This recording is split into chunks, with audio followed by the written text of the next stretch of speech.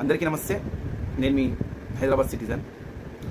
అయితే మనుషులు ఎన్నో రకాలు. దాంట్లో ఒక రకం నాకు పరిచయం అయిందండి. స్టోరీ ఏందో మీకు క్లియర్గా చెప్తా. నా వైఫ్ని తన జాబ్ దగ్గర డ్రాప్ చేసి రిటర్న్ వచ్చేటప్పుడు నాతో పాటు పనిచేసే కొందరు వ్యక్తులు నాకు స్నేహితులు. వాళ్ళని కలవడం నాకు అలవాటు.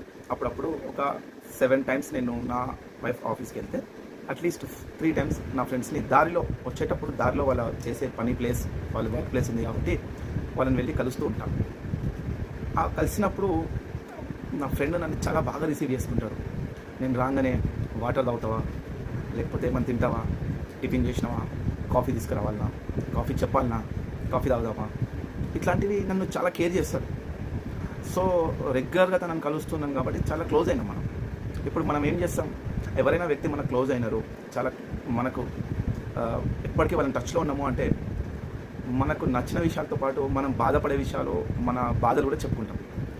సో నేను అట్లా ఫైనాన్షియల్గా ఒక బాధ చెప్పుకున్నా.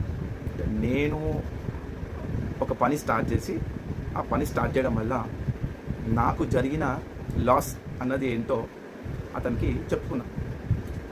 సో నేను ఫస్ట్ టైం చెప్పిన ఆ ఫస్ట్ టైంకే దాంట్లో వద్దు మామ, అది డేంజర్, అది అందరితోటి కాదు, అది చేయాలంటే గట్స్ ఉండాలి, పైసలు రికవర్ చేసే దమ్ము ఉండాలి, కాబట్టి మనం దూరం ఉండాలి వాటికి అని చెప్పిండు.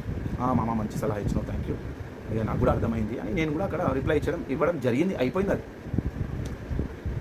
సో నేను నా బాధను చెప్పుకుంటే ఆ వ్యక్తి అన్నీ మైండ్లో పెట్టుకొని నాకు మంచి సలహా ఇచ్చి నా ముందు మంచిగా మాట్లాడి నా వెన్ను తట్టి, అంటే నా భుజం తట్టి, ఏం కాదులే మనకు కూడా మంచి రోజులు వస్తాయి, తొందరగా నువ్వు ఈ ప్రాబ్లమ్స్ నుంచి బయటపడి మళ్ళీ నేను నార్మల్ లైఫ్కి వచ్చేస్తావు అని చెప్పి సలహా ఇచ్చింది. తర్వాత చూస్తే ఇంకొక వ్యక్తి దగ్గర నాకు అతనికి కామన్ ఫ్రెండ్ ఇంకొక ఆయన ఉన్నాడు. ఇంకొక ఆయన ఈయనని కలిసాడు. అవును వస్తూ ఉంటాడు, వాళ్ళ వైఫ్ని డ్రాప్ చేసి నా దగ్గరికి వస్తుంటాడు, మాట్లాడుతుంటాడు, చాలా చెప్పిండు. కానీ వేస్ట్ కాడబ్బా, నేను చెప్తా కూడా వింటలేడు, అనవసరంగా ఏదో ఫైనాన్స్ లోడీలా పోతుండు, ఏదో డబ్బులు లాస్ అయింది పాపం, మనిషి అంత వర్తబుల్ కాదు మనిషి అని నా గురించి బ్యాక్ బిచ్చింగ్. అరే నాయన,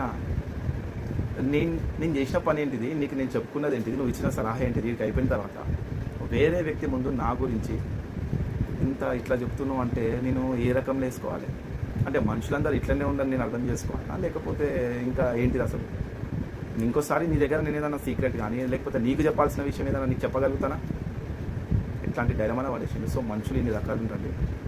ఈ స్టోరీ వల్ల, ఈ స్టోరీ విన్న తర్వాత దీంట్లో మోరల్ ఏంటిది నాకు జర చెప్పుండే. దీని తర్వాత మనుషులను ట్రస్ట్ చేయడమే మర్చిపోయాను.